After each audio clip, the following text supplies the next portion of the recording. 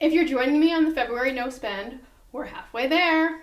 And if you're not, I'm halfway done and I'll stop talking about it soon. Today I wanted to update you on how the no spend is going for me and to talk a little bit about what makes a piece you reach for over and over again versus a piece that finds its way to the back of your closet unworn. So first, the no spend. Mostly doing okay. I gave myself permission to buy a little perfume the other day. There's a sale at Target, some new fragrances I wanted to try. Small purchase, very small purchase. And I haven't bought perfume in years, and I just wanted a little pick-me-up. And you know that when everything smells good and it's like fresh and perky, and it just makes me feel good. So I'm happy with that little splurge. Clothing-wise, I'm sticking to saving things to my Pinterest board that I think I might want to buy later. One thing is really tough because Southern Yankee got a pair of pants in a Trendsend box, I think. They were already on sale. They're just plaid leggings from Lassie. I've never had Lassie leggings, but I've heard really good things about them.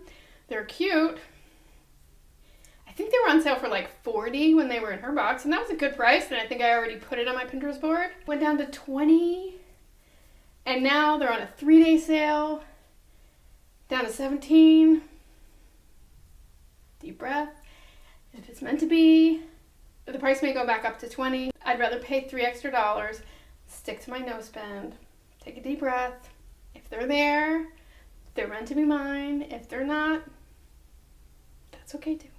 Overall, I'm really starting to shift my thinking toward only wanting to pick up pieces that I'm going to reach for again and again and again. So this piece came in a Trendsend box. I'll link the video. And this piece was just in a grab bag. So I kind of can't blame myself for it, although I'm sure I've bought pieces I like less. This shirt I reach for again and again and again. This shirt has not left the house. And I'll also be honest, at the same time I bought this shirt from Trendsend, and I liked it better when I was trying them on. I think I've worn it twice, and I liked it both times. We'll talk about it. I've been sort of building up a list of criteria in my head, things to look for in a piece that I think I'm going to keep and get a lot of use out of. The first is that it works with pieces you already have. For example, this sweater, these pearls, I have worn with this top. That's the more casual end of this top. I have other pieces that work with it. I'll show you later. I have a lot of browns and warmer colors because that's what I tend to look good in. And this, it's a mustardy color, but it's not a bright mustard. It's a little bit gold. It really settles right into a lot of things that I wear in a way that this one would if I had more grays and whites and blues. I don't. Second thing I'm going to be looking for is a color that works with my skin tone. I'm old enough that a million years ago I did the whole color me beautiful thing. I'm in autumn, and so there's certain colors that you're supposed to look good in. And I don't think anyone should be locked into those colors if you've done that kind of system. There can always be exceptions as to what you look good in, and sometimes if you really love a color, like I can actually wear periwinkle pretty well, and it's really close to this color, but this is more of a blue. And I don't know if it's just because you love it and it will end up looking good on you. Who knows? But blues like this tend to just wash me out a little bit, whereas a warmer color will tend to make me look like I got maybe a little more sleep than I really did. Another thing I'm going to be looking at in the future when I'm trying to pick pieces that I think will stick with me for a long time is that they be well constructed. This particular top has a weird kind of flap. Can you see that? Around the neckline, which sits kind of funny when I wear it as a layering piece and pulling against itself. It just doesn't sit quite right. So any flaws in construction are going to rule things out for me in the future.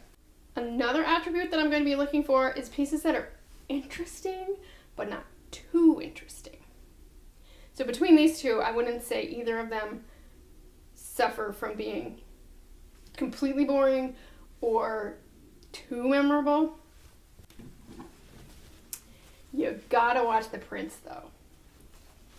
I've worn this twice, and I kind of remember which places I wore it, and I wouldn't want to wear it again because I don't want to be the lady in the burgundy foulard shirt every time I go somewhere. Whereas this piece, which I mostly wear as a layer,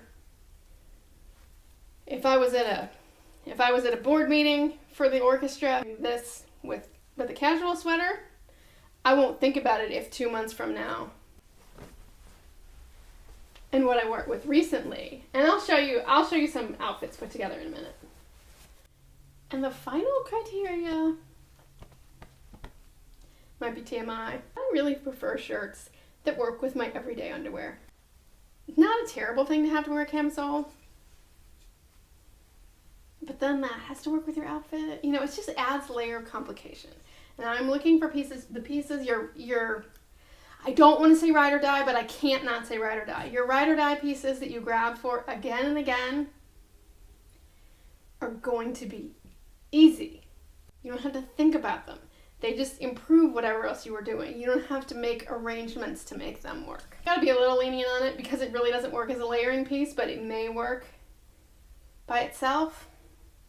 But I wouldn't wear this like in my everyday life. I'm not gonna go to Target in jeans and this, leggings and this.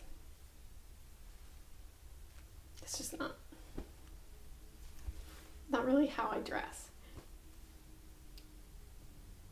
And this one I have mostly worn to concerts and events.